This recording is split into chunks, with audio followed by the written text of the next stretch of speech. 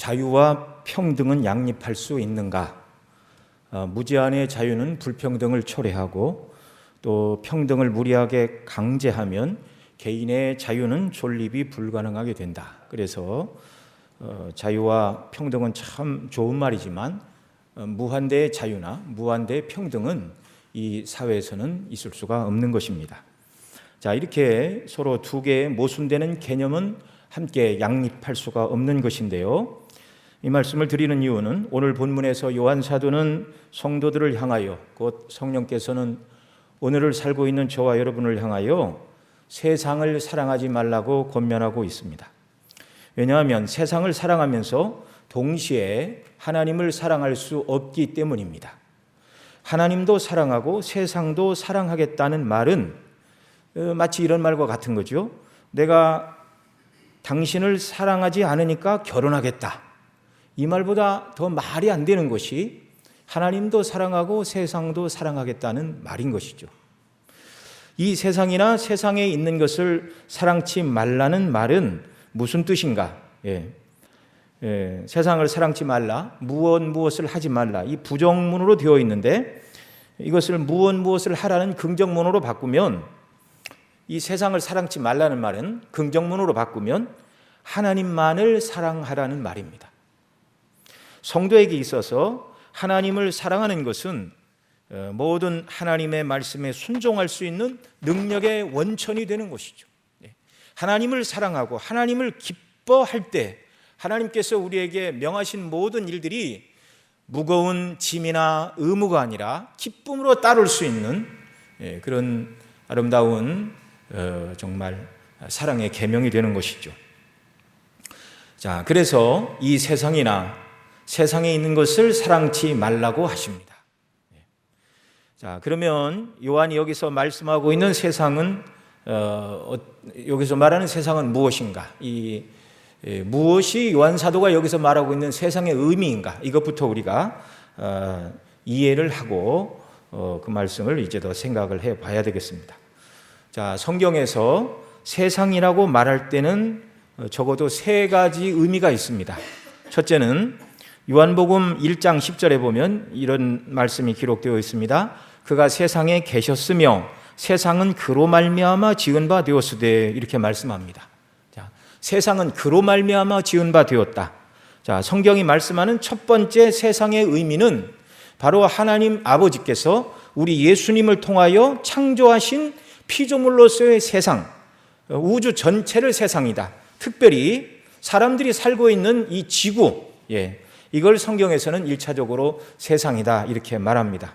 그래서 우주로서의 세상을 헬라어로 코스모스라고 이렇게 말하는데요, 장식물이라는 뜻입니다. 그래, 여기서 이제 영어에서 화장품을 뜻하는 꾸민다는 코스메틱이라는 단어가 나왔습니다. 자, 세상, 코스모스, 하나님께서 우주에 만드신 장식물, 곧 사람이 사는 피조물로서의 지구, 이것이 이제 성경이 말하는 첫 번째 의미의 세상이라는 것입니다. 자, 그래서 어떤 사람들은 이 세상이나 세상에 있는 것을 사랑치 말라라는 이 말씀을 세상, 하나님이 창조하신 자연 만물, 이런 것들, 그러니까 피조 세계를 사랑하지 말라, 아름다운 것도 보지도 말라는 말로 이해하는 사람들이 있었습니다. 그러나 하나님께서 지으신 피조물 자체가 악한 것은 아닙니다. 왜요? 하나님께서 저와 여러분들을 위해서 모든 것을 아름답게 지으셨기 때문에 하나님이 지으신 세상 만물은 악한 것이 아닙니다. 시편 8편 1절에 시편 기자가 이렇게 노래합니다. 여호와 우리 주여, 주의 이름이 온 땅에 어찌 그리 아름다운지요, 주의 영광이 하늘을 덮었나이다. 그러니까 하나님께서 지으신 하늘의 달과 별들과 또 찬란한 태양빛, 그리고 산의 아름다운 나무와 꽃들, 들판의 푸른 그런 초장과 각종 나무, 또 시냇가, 바닷가, 다 이게 하나님께서 그 지혜대로 계획하신 것을 창조하신 하나님의 지혜와 능력이 온전히 드러난 것이 이 피조 세계이죠.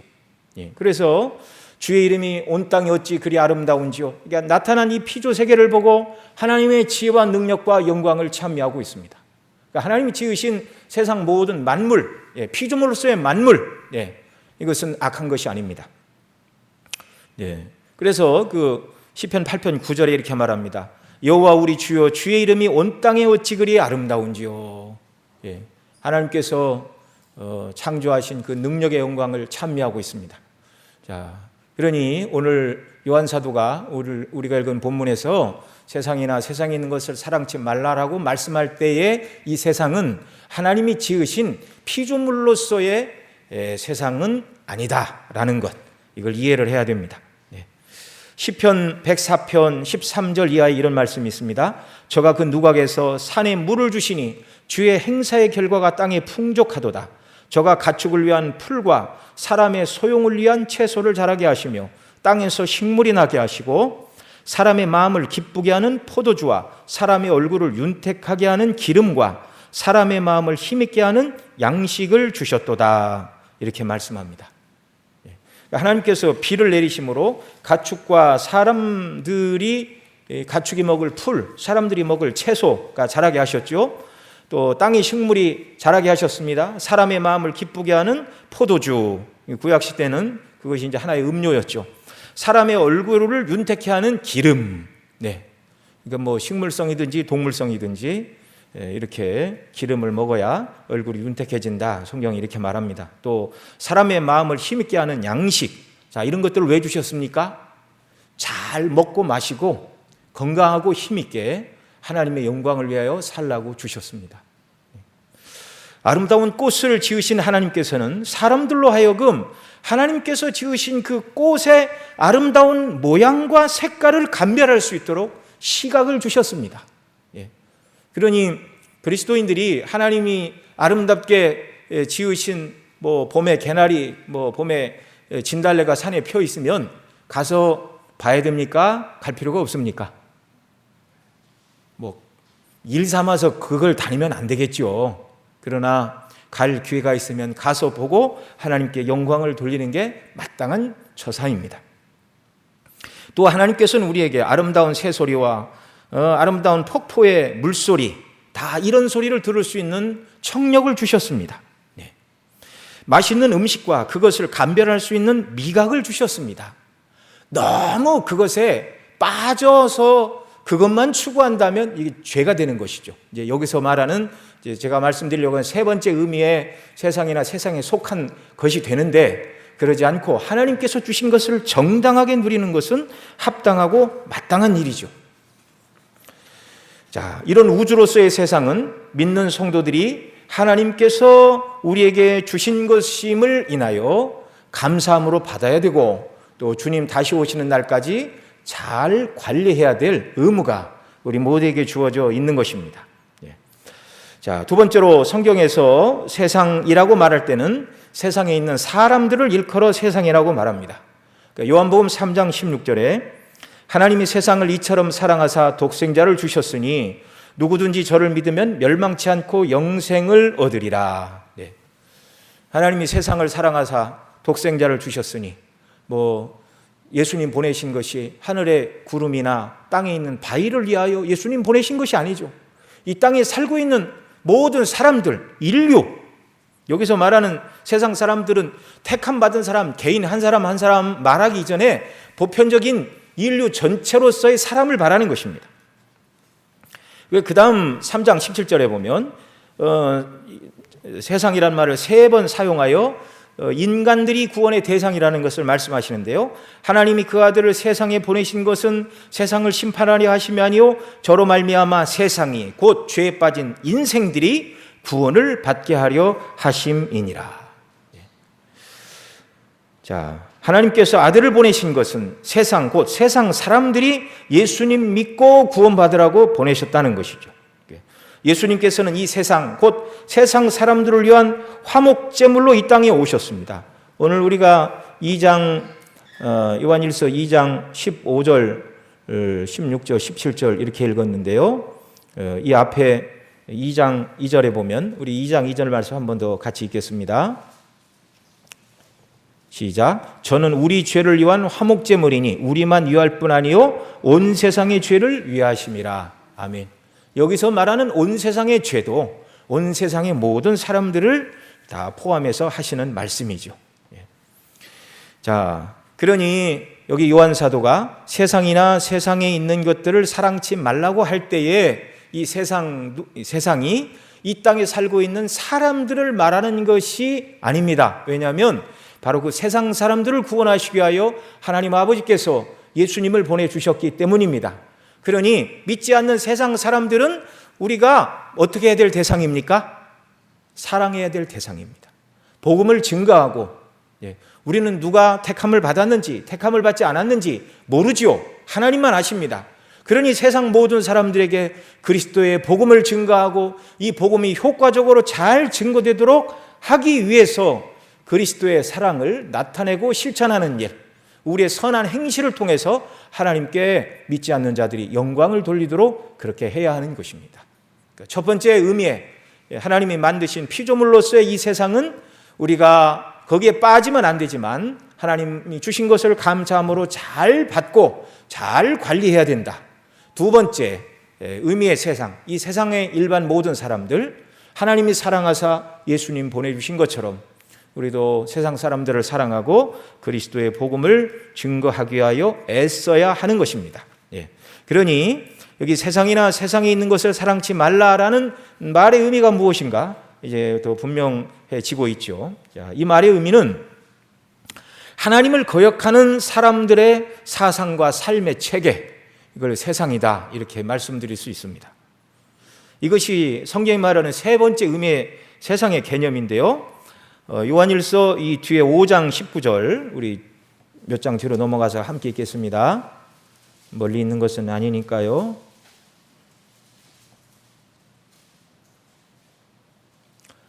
함께 읽습니다. 시작. 또 아는 것은 우리는 하나님께 속하고 온 세상은 악한 자 안에 처한 것이며. 아멘. 여기 악한 자 안에 처해 있는 이 세상, 그러니까 악한 사단 마귀가 역사하고 주장하는 세상, 그러니까 하나님 없다고 말하는 세상의 정신과 원리, 이게 성경이 말씀하고 있는 세 번째 의미의 세상입니다. 베드로 사도는 사도행전 2장에서 오순절 성령의 충만을 받은 다음에 쭉 설교를 하죠. 그래서 그 설교를 듣고 사람들이 마음이 찔려 형제들과 우리가 어찌할꼬 그렇게 얘기할 때 베드로 사도가 말합니다. 너희가 회개하고 예수님 믿고 이 패역한 세대에서 구원을 받으라 그렇게 말했는데요.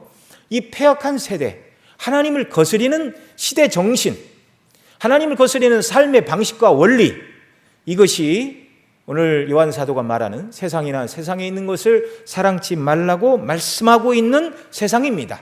곧 하나님을 거스리는 악한 세상의 정신. 사도 바울은 에베소 2장 2절에서 이렇게 말하죠. 그때 너희가 그 가운데 행하여 이 세상 풍속을 쫓고 그렇게 말하였는데요. 세상 풍속을 쫓는 삶을 그 다음 3절에서는 육체의 욕심을 따라 육체와 마음에 원하는 것을 하여 다른 이들과 같이 본질상 진노의 자녀이었더니 이렇게 말씀합니다. 이 세상 풍속을 쫓는 삶, 육체의 욕심을 따라 행하는 것, 그래서 하나님의 진노를 받기에 합당한 상태, 이 상태가 바로 이 세상의 정신과 원리를 쫓아 살아가는 오늘 요한 사도가 본문에서 말하는 세상이나 세상에 있는 것에 속한 의미입니다. 자, 이렇게 세상 정신으로 충만한 자들, 하나님이 계시지 않다고 말하는 자들, 그래서 눈에 보이는 세상뿐이니 자기가 원하는 모든 것을 이 세상에서 이루어야 된다고 말하는 것, 이게 소위 세상 정신이죠. 이런 사람들에게는요, 창조주 하나님이 계시고 그 하나님께서 창조하셨을 뿐만 아니라 통치하시고 결국은 심판하시고 구원하신다는 이 성경의 메시지를 증거해도 전혀 개의치 않습니다. 자기 욕심을 따라 살아갈 뿐이죠. 요한 사도가 성도들에게 이 세상이나 세상에 있는 것들을 사랑치 말라고 권면하는 것, 세상에 있는 물질이 아니라 물질에 대한 사람들의 잘못된 태도를 말하는 것이죠. 이렇게 성도가 세상과 세상에 있는 것을 사랑하지 말라 그렇게 말하고 있는데, 그러면 왜 세상을 사랑하지 말라고 말하고 있는 것입니까? 자, 성도들이 하나님을 사랑하고 또한 그 사랑으로 형제를 사랑하면서, 서두에 말씀을 드렸죠. 자유와 평등이라는 개념이 양립할 수 없는 것처럼 하나님을 사랑하고 동시에 세상을 사랑할 수 없기 때문이다. 세상을 사랑하고 있다면 하나님을 사랑하는 것은 원리상 불가능한 일입니다. 그래서 하나님을 사랑하기 위하여 세상을 사랑치 말라. 저와 여러분을 사도가 괴롭게 하기 위하여 세상을 사랑하지 말라 이렇게 말하는 것이 아니라, 우리를 너무나 사랑하기 때문에 쓸모없는 것에 마음과 정신과 육체가 팔려 시간을 낭비하지 말고 가장 귀한 일, 하나님을 사랑하고 하나님의 명령에 순종하고 그 뜻대로 살아가는 복된 삶. 왜냐하면 저와 여러분은 이 땅에서는 나그네이기 때문에 그렇습니다. 세상이 전부라고 하는 사람들은 죽으면 끝이라고 생각하니 세상에서 뭔가를 이루어야 됩니다. 당연히 그럴 수밖에 없죠. 그러나 하나님이 계시고 이 세상은 영원한 나라를 준비하는 나그네의 길이라고 성경이 증거하는 대로 믿고 있다면, 이 땅을 어떻게 살아가야 되는가? 성령께서 사도들을 통하여 권고하신 말씀에 저와 여러분은 귀를 기울이고 거기에 마음을 써야 마땅한 것이죠. 세상을 사랑하면 하나님을 사랑할 수 없고, 하나님을 사랑하지 않는다면 하나님의 말씀이 우리에게 무거운 짐으로 다가오는 것이죠. 정말 하나님도 뜨겁게 사랑할 수 있고 세상도 뜨겁게 사랑할 수 있다면 왜 사도가 우리를 세상을 영광을 누리지 못하게 하겠습니까? 그것이 다 가능하다면 그렇게 할 수 있겠죠. 그러나 세상을 사랑하면서 동시에 하나님을 사랑하는 일은 불가능한 일입니다. 공존할 수 없는 것이고요. 하나님은 이 세상의 가치관을 따라 살아가는 삶의 행태, 곧 그것은 죄입니다. 하나님께서는 이 죄를 미워하십니다. 그러니 우리가 세상을 사랑하지 말아야 됩니다. 하나님을 사랑한다면, 하나님께서 베푸신 구원의 은혜를 인하여 하나님께 영광 돌리며 살기를 원한다면 세상을 사랑하지 말아야 한다는 것이죠. 우리 주님은 마태복음 6장 24절에서 이렇게 말씀하십니다. 한 사람이 두 주인을 섬기지 못할 것이니 혹 이를 미워하며 저를 사랑하거나 혹 이를 중히 여기며 저를 경히 여김이라. 너희가 하나님과 재물을 겸하여 섬기지 못하느니라. 재물을 사랑하는 것, 여기 요한 사도가 말하고 있는 세상이나 세상을 사랑하는 태도인데요, 그것이 불가능하다고 우리 주님이 먼저 가르쳐 주셨습니다. 여러분, 재물 자체는 인격이 아니니 선하고 악한 대상도 아니고 가치 중립입니다. 바르게 쓰면 유익하고 잘못 사용하면 죄가 되는 것이죠. 그러나 이 돈을 사랑하여 돈을 섬기는 것은 세상 정신입니다. 이 정신에 사로잡히게 되면 하나님보다 돈을 더 귀하게 여기고 더 사랑하게 되고, 그래서 하나님과 그의 뜻은 뒷전에 미루게 되는 죄를 범하게 되는 것입니다. 그래서 요한 사도는 저와 여러분을 향하여 세상이나 세상에 있는 것, 하나님 없는 세상의 삶의 원리와 가치 방식을 따라서 살면 안 된다, 이렇게 말하는 것이죠. 그러면 이 세상이나 세상에 있는 것들을 사랑하는 삶의 특징은 무엇인가? 그 다음 16절에 있는 말씀 우리 함께 같이 읽겠습니다. 이는 세상에 있는 모든 것이 육신의 정욕과 안목의 정욕과 이생의 자랑이니 다 아버지께로 쫓아온 것이 아니요 세상으로 쫓아온 것이니라. 아멘. 자, 이 세상과 세상 정신을 따라가는 삶의 모습을 요한 사도는 세 가지로 소개를 하고 있습니다. 바로 육신의 정욕, 안목의 정욕, 이생의 자랑. 하나님 아버지께로부터 온 것이 아니고 이 세상 정신을 쫓아 온 것이다. 여기 육신의 정욕이라는 표현은요, 인간의 육신의 본성으로부터 생겨나는 죄악된 욕심들을 말하는 것입니다.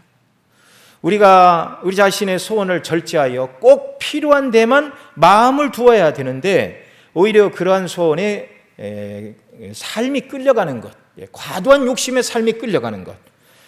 신학의 주석가 바클레이는 이렇게 주석을 했습니다.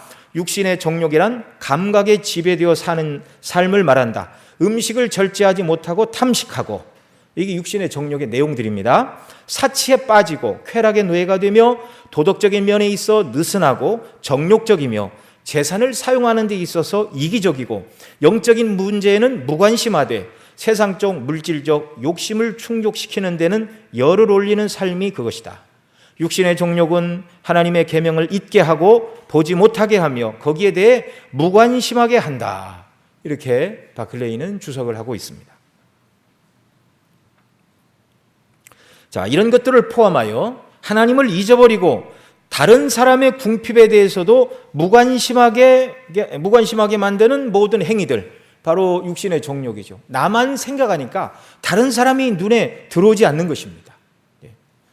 요즘 텔레비전 프로그램들을 이렇게 보면 음식, 여행, 패션, 그 모든 것들이 다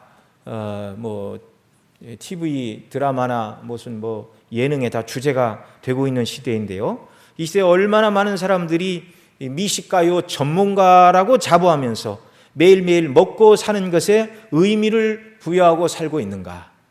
거기에 집착하면 이게 다 육신의 정욕이 되는 것입니다. 여러분, 예수님 믿지 않고 정말 또 부모로부터 물려받은 것이 많아서 일하지 않아도 평생 놀러 다니며 맛있는 것만 먹고 다니는 사람이 있다고 한다 할지라도 예수님 안에 있는 저와 여러분은 절대 그것이 부럽다고 생각을 해서는 안 되는 것입니다. 하루하루 하나님께서 맡기신 일을 믿음으로 잘 감당하고 천국 바라보고 믿음으로 살아가는 것, 이것이 훨씬 귀한 일이죠. 하나님의 자녀로 부름을 받았는데 땅에 속한 일에만, 육신의 정욕만 추구하며 살아가기에는 우리에게 주신 시간이 너무나 아까운 것이고 인생을 그것은 낭비하는 것이 되기 때문에 그렇습니다. 자, 세상과 세상에 있는 것을 사랑하는 사람의 두 번째 삶의 모습은 안목의 정욕이라고 요한 사도가 가르쳤습니다. 이 안목의 정욕도 역시 탐심인데요. 이것은 물질에 대한 소유욕보다 좀 더 넓은 개념으로 다른 사람이 소유한 것보다 더 넓고 크고 잘 장식된 집과 자동차와 가구를 가지고 싶어하는 마음이다. 이렇게 주석가들은 정의를 합니다. 다른 사람이 직장이나 사회적으로 가지고 있는 지위나 지위를 자기도 누리고 싶고 남들보다 더 많이 누리고 싶어하는 마음, 거기에만 마음이 가 있으면 이게 이제 안목의 정욕이 되는 것이죠. 또한 내가 입고 있는 옷에 사람들이 관심을 가지기를 바라고 외형과 외모를 꾸미는데 과도하게 집착하는 것, 이거 다 안목의 정욕이죠. 우리 교회는 그런 분들이 한 분도 없지만 어떤 사람들은 그럽니다. 자기가 머리부터 발끝까지 이렇게 쫙 모자, 옷, 시계, 신발 다 명품으로 장식을 해서 몇 천만 원은 거뜬히 나간다. 저와 여러분 그런 말에 귀를 기울일 필요도 없고 부러워할 필요도 없는 줄 믿습니다. 하나님을 경외함으로 믿음으로 견고히 서 있는 것, 그게 성도들의 마땅한 자세이죠. 겉으로 보여지는 것에 그렇게 관심을 갖고 꾸미는 것은 내적으로 공허하다는 것입니다. 하나님과 하나님의 사랑, 영생에 대한 소망이 그 심령을 주장하지 못하고 있다는 것입니다. 만일 그리스도인들이 그런 삶에 빠져 있다면 회개하고 은혜를 구해야 하는 것이죠. 내 안에 참 생명이 없을 때 눈에 보이는 세상 것으로 만족을 누리고자 사람들은 그렇게 추구를 하는 것입니다.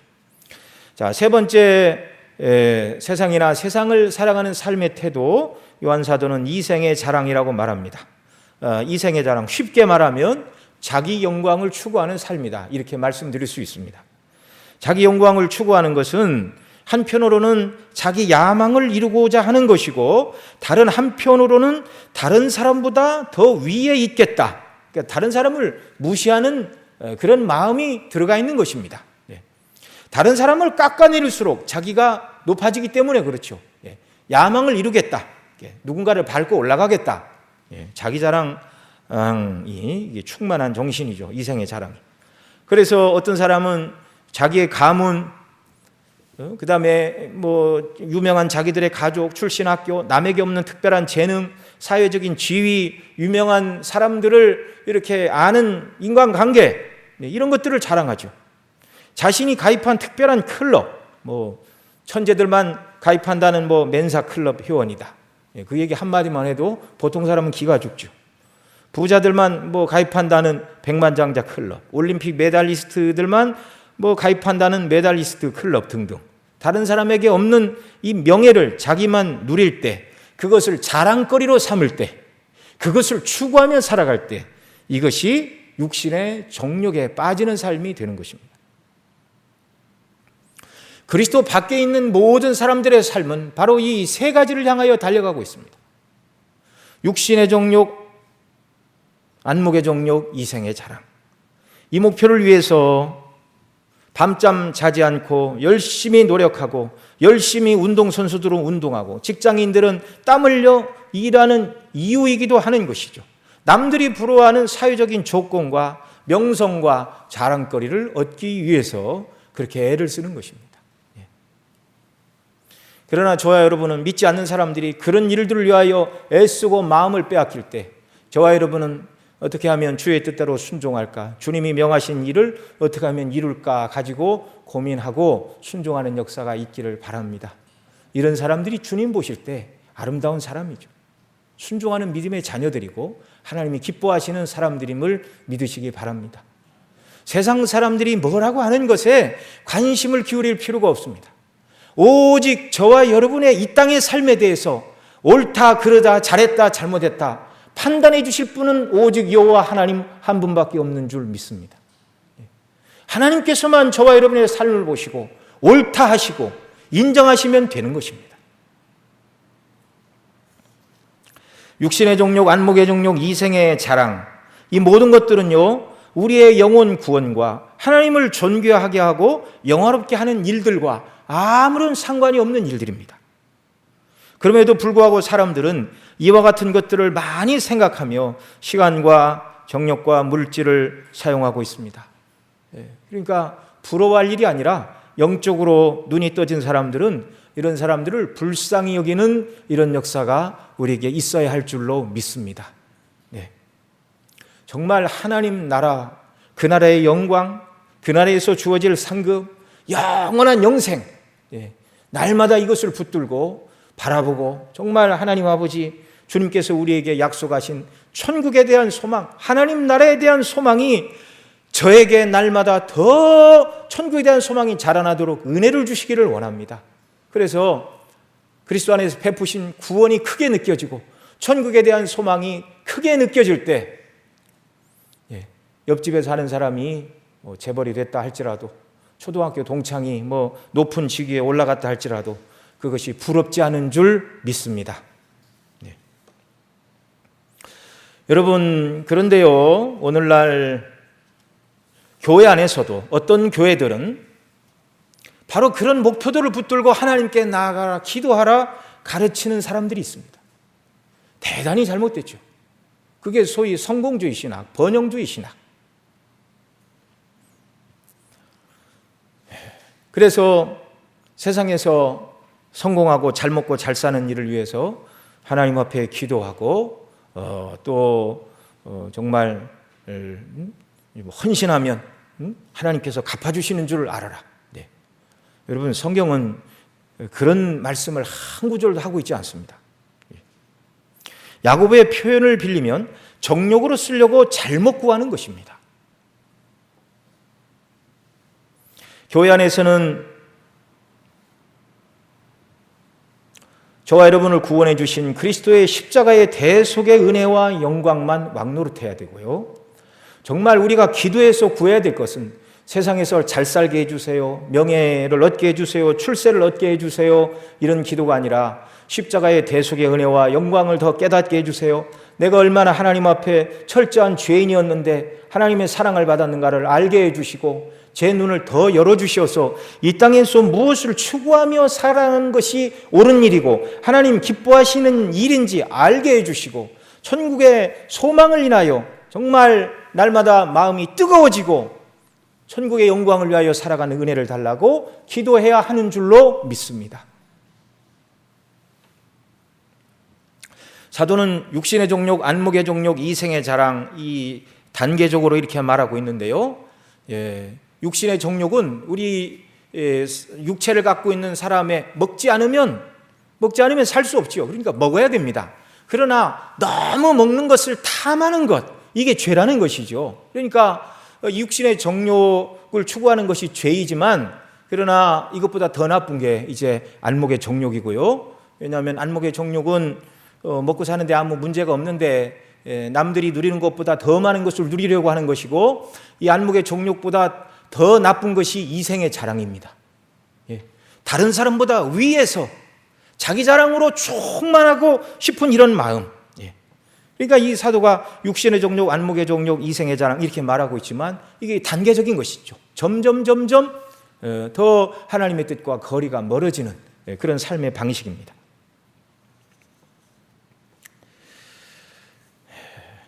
자, 그러면 우리가 왜 이 세상이나 세상에 있는 것을 사랑하지 말아야 되는가? 자, 누구든지 세상을 사랑하면 아버지의 사랑이 그 속에 어떻게 하다고요? 있지 않다. 자, 이 말씀은 세상을 사랑하는 것은 하나님을 사랑하는 사랑이 없기 때문이다, 이렇게 말씀합니다. 그러니까 여러분, 우리가 때때로 막 이 말씀드린 육신의 정욕, 안목의 정욕, 이생의 자랑의 마음이 우리의 마음속에 막 꿈틀거리고, 남들은 있는데 나에게 없는 것, 또 남에게 있지만 남보다 더 많은 것을 갖고 싶어, 이런 본성의 원리가 작동을 하면 우리가 기도해야 됩니다. 하나님, 제 속에 세상을 사랑하는 마음은 가득한데 하나님을 사랑하는 마음은 제게 너무나 적습니다. 이때가 성도들이 기도해야 될 때입니다.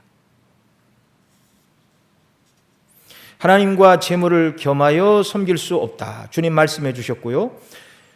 야고보도 이렇게 말합니다. 세상과 벗된 것이 하나님의 원수임을 알지 못하느뇨. 이 세상을 사랑하는 것은 우리가 하나님을 믿고 섬긴다고 말은 하지만 그것을 행실로서 부인하는 것이 되는 것입니다. 말로는 하나님을 사랑한다 그러면서 행실로 부인하는 것, 실천적으로 하나님을 사랑하지 않다라고 공표를 하는 것이죠.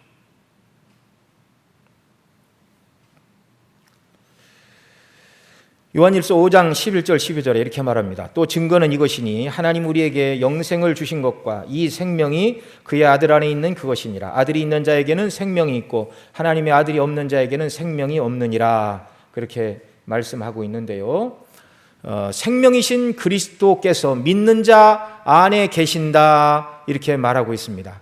그러니 참 생명이신 그리스도가 우리 안에 거하신다, 이렇게 말하면서 육신의 정욕, 안목의 정욕, 이생의 자랑을 따라 사는 것은 내 속에 계신 생명의 주님과 어울리지 않는 행동이죠.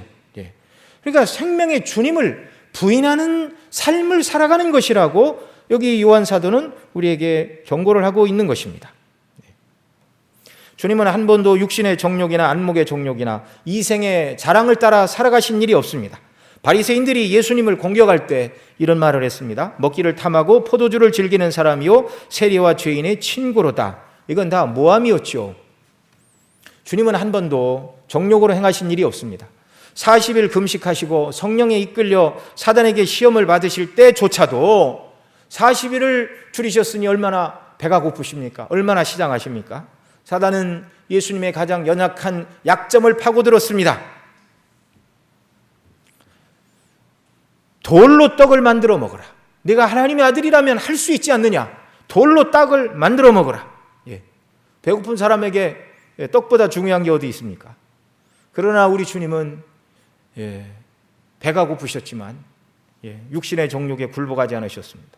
사람이 떡으로만 살 것이 아니요 하나님의 입에서 나오는 모든 말씀으로 살 것이니라. 성전 꼭대기에서 뛰어내리라. 사단이 그렇게 말했죠. 그러면 하나님 천사를 명하여 네 발을 받들리라. 이것도 안목의 정욕이죠. 보는 자 모두가 예수님은 대단한 분이라고 말할 것입니다. 세 번째는 높은 산 꼭대기에 예수님을 데리고 올라가 천하를 다 보여주며 내게 절하면 모든 것을 다 주겠다. 이생의 자랑으로 예수님을 유혹했지만 말씀으로 다 이겨내셨습니다. 이 모든 사단의 유혹, 육신의 정욕, 안목의 정욕, 이생의 자랑을 예수님께서 다 이겨내셨고요. 그래서 예수님 믿는 저와 여러분이 그리스도와 연합되어 견고히 주님 안에 거할 때 저와 여러분도 요한 사도가 말한 것처럼 육신의 정욕, 안목의 정욕, 이생의 자랑을 이기며 살아가는 자들이 될 수 있다는 사실을 믿으시기 바랍니다. 믿음으로부터 이제 우리 삶을 적용하는 일이 남아있는 것이죠. 세상 모든 사람들이 이생의 자랑, 곧 자기 자랑에 혈안이 되어 있지만 우리 주님은 나라와 주권을 잃은 가난한 백성의 가정에서 태어나셨는데 그것도 낮고 천한 마국간에서 태어나셨습니다. 공생의 전에는 몫으로 일을 하셨고 그 다음에 어느 사람이 내가 예수님 따르겠습니다 그렇게 말할 때 여우도 굴이 있고 공중의 새도 거처가 있을 때 오직 인자는 머리 둘 곳이 없느니라 그렇게 말씀하셨습니다. 거처가 없이 이 땅에서 주님은 살아가신 것이죠. 이생의 자랑을 추구하지 않는 것이 생명의 그리스도를 모신 성도들의 마땅한 삶의 자세인 것입니다. 이 말씀을 증거하는 저도 이 말씀이 의미하는 대로 온전히 살았는가, 이 말씀을 준비하면서 저도 반성을 많이 했습니다. 천국에 대한 소망, 그리스도에 대한 은혜에 대한 감사와 기쁨, 사실 그리스도인들은 이 두 가지로 충만해야 됩니다.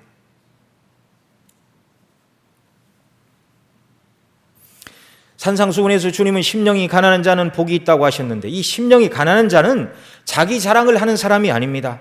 자신은 하나님 앞에서 아무것도 자랑할 것이 없는 영적인 빈털털이라는 것을 고백하는 사람이죠. 이 심령이 가난한 사람이 육신의 정욕, 안목의 정욕, 이생의 자랑을 따라 살아갈 수는 없는 것입니다. 온유한 자는 복이 있다고 하셨는데 온유한 사람은 하나님이 어떤 처분을 내리셔도 할 말이 없다는 것을 아는 사람입니다. 이 사람은 세상에서 원하는 것을 추구하며 살아가는 삶이 아니죠. 또 의에 줄이고 목마른 자는 복이 있다고 하셨는데 성도가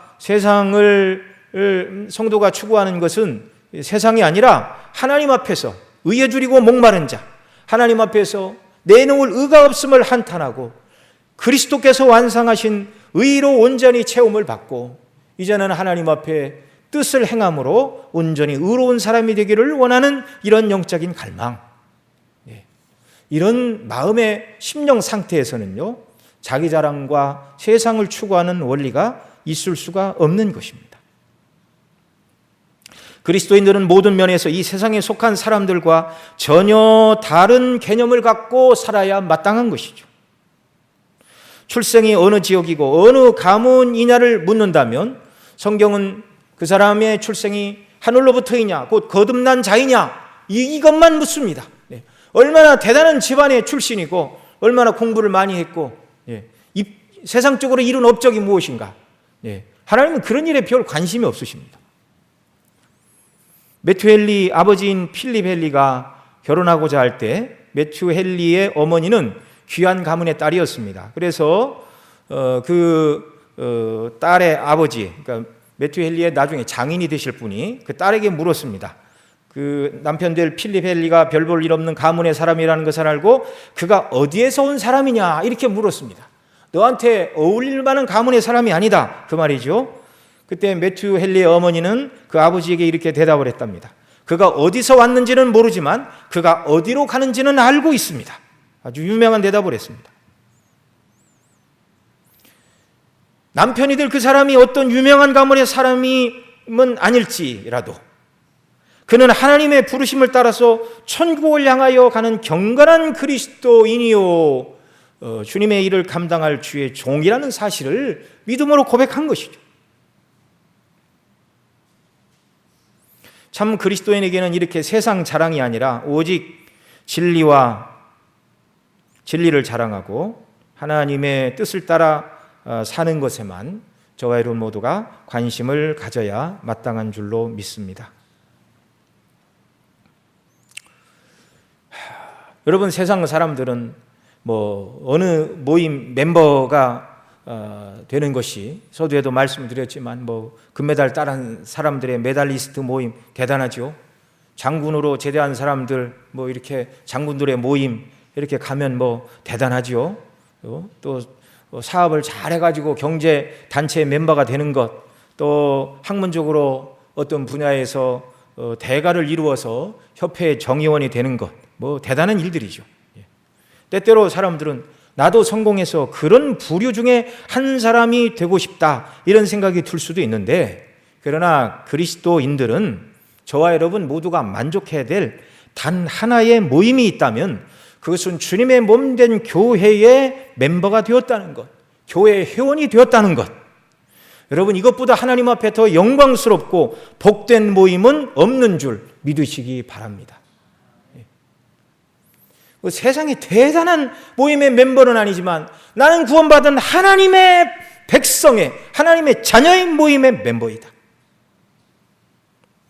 출애굽기 39장 14절에 보면 이 보석들은 이스라엘의 아들들의 이름 곧 그들의 이름대로 12이라 도장을 새김같이 그 12지파의 각 이름을 새겼으며 라고 말씀하시는데, 대제사장의 에봇 위에 흉패를 만들어 입었는데 그 흉패에 4줄로 보석 3개씩 물려서 12개죠. 3, 42. 그 12지파에 이렇게 이름을 써서 대제사장이 에봇 위에 흉패를 만들어 각 지파의 이름이 달린 보석을 입고 이제 지성소에 들어가 하나님께 이제 제사를 드리게 됩니다. 대제사장은 그 이스라엘 백성들을 대표해서 들어갔습니다. 12개의 보석을 달고 보석마다 각 지파의 이름을 쓰고, 하나님께서 그 백성, 택한 백성들을 보석처럼 귀하게 여기신다는 말씀입니다. 그리스도의 피로 존귀하게 사내신 저와 여러분을 하나님께서 세상의 그 모든 것보다 가장 귀하고 복된 존재로 여겨주셨음을 믿으시기 바랍니다. 그러니 저와 여러분도 교회의 멤버가 되었고 하나님의 자녀의 모임, 하나님께서 정말 거룩한 총회의 모임이요, 히브리서 12장에 보면 여러 가지로 표현을 하고 있는데요, 이 영광스러운 주님의 몸된 교회의 하나의 구성원이 되었다는 것, 이것이 저와 여러분의 영원토록 자부심을 가져도 좋은 하나님이 주신 가장 큰 은혜임을 믿으시기 바랍니다.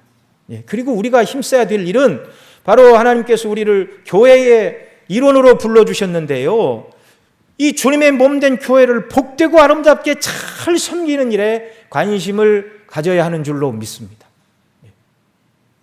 육신의 정욕, 안목의 정욕, 이생의 자랑을 추구하며 세상에서 남보다 무엇을 하나 더 많이 얻을까, 남들 없는 것 무엇을 하나라도 더 이룰까, 그거보다 주님의 몸된 교회를 위하여 기도하고 믿음으로 섬길 때 하나님께서 기뻐하시고 그것이 영원토록 변함없는 영원한 하나님 나라에서 상급으로 우리에게 주어진다는 사실을 믿으시기 바랍니다. 사도가 이 세상이나 세상에 있는 것을 사랑하지 말라고 하는 또 다른 이유는 무엇이죠? 우리는 17절 말씀 같이 읽겠습니다. 이 세상도 그 정욕도 지나가되 오직 하나님의 뜻을 행하는 이는 영원히 거하느니라. 아멘. 세상 것이 대단해 보여도 결국 이 세상도 그 정욕도 다 어떻게 한다고요? 지나간답니다. 이 말은 시간이 지나면 세상 영광은 쇠하여지고 낡아지고 썩어지고 부패하여 없어질 것들이라는 말이죠. 잠시 있다가 없어질 즐거움이고 영광입니다. 젊은 사람들이 젊음을 자랑해도 시간이 지나면 누구나 노화를 피할 수가 없습니다. 많은 재산을 가지고 있는 것 같아도 그 재산이 영원히 내 곁에 있는 것이 아님을 알아야 됩니다. 돈으로 늙지 않을 수 있는 사람이 어디 있습니까? 돈으로 젊음을 살 수 있습니까? 돈으로 불행을 예방할 수 있습니까? 또 돈으로 죄의 사함을 받을 수 있습니까? 구원을 살 수 있습니까? 이 돈이 영원히 우리 곁에 머물지 않는다는 것도 우리가 기억을 해야 됩니다. 잠언 23장 5절에 보면 내가 어찌하여 허무한 것을 주목하겠느냐, 정령이 재물은 날개를 내어 하늘에 나는 독수리처럼 날아가리라. 세상 것은 영원하지 않습니다. 재물도 날아가고 건강도 약해지고, 요즘 100세 시대라고 그러는데요, 100살이 넘어 하나님이 부르시면 다 가야 됩니다. 젊음도 건강도 재물도 우리가 알고 있는 지식도 사회적인 지위도 다 지나가 버리고 아무것도 아닌 것이 되는 날이 올 것이다. 그리고 베드로 사도는 그런 일에 관심을 갖지 말고 하늘의 보화에 관심을 가지라 말하면서 하늘에 있는 우리의 유업에 대하여 썩지 않고 더럽지 않고 쇠하지 아니하는 기업을 잊게 하시나니 곧 너희를 위하여 하늘에 간직하신 것이라 이렇게 말씀합니다. 이 땅의 모든 좋은 보화와 같은 세상 영광, 때가 되어 시간이 지나면 썩어지고 더러워지고 쇠해진다. 다 지나간다는 것입니다. 영원토록 썩지 않는 하늘의 기업과 그 영광, 여기에 마음을 두는 사람이 진정한 지혜자요, 진정한 승리자인 줄 믿으시기 바랍니다. 이 세상도 그 정욕도 지나가되 오직 하나님의 뜻을 행하는 이는 영원히 거하느니라. 하나님의 뜻대로 온전히 순종할 때 영원히 거하는 천국에서 더 많이 하나님의 영광을 위하여 헌신한 사람들은 그 많은 상급이 또한 영원토록 하나님께서 지나가지 않고 그 영광을 누리도록 하신다는 약속의 말씀입니다. 여러분, 우리가 살고 있는 이 세상은 영적으로 볼 때 광야입니다. 요한계시록 12장 13절에 보면 용이 자기가 땅으로 내어 쫓긴 것을 보고 남자를 낳은 여자를 핍박하는지라 여자가 큰 독수리의 두 날개를 받아 광야 자기 곳으로 날아가서 그 뱀의 낯을 피하여 한 때와 두 때와 반 때를 양육받음에 그렇게 말하는데요. 구약 이스라엘 백성들이 출애굽하여 광야에서 40년을 살았는데요. 영적으로 볼 때 이 한 때와 두 때와 반 때는 계시록에 보면 이제 42달, 3년 반을 이제 달수로 이제 나누면 42달이 되고요. 한 달을 30일로 계산하면 1260일. 이 세 가지 표현이 교차적으로 나옵니다. 3년 반 혹은 셋대 반, 42달, 1260일. 이것은 예수님의 초림부터 재림까지의 신약의 교회의 시대를 말하는 것인데, 이 남자를 낳은 여자는 신약의 교회를 상징하는 말입니다. 이 여자가 어디로 피하였는가? 광야로 피했다. 광야로 피했다. 이 광야는 두 가지 의미죠. 하나님께서 보호하여 주시는 곳입니다. 이스라엘 백성들 40년간 광야에 거할 때 그들을 보호하시는 하나님께서 여전히 저와 여러분이 살고 있는 이 삶의 현장이 광야와 같은 곳이라는 말입니다.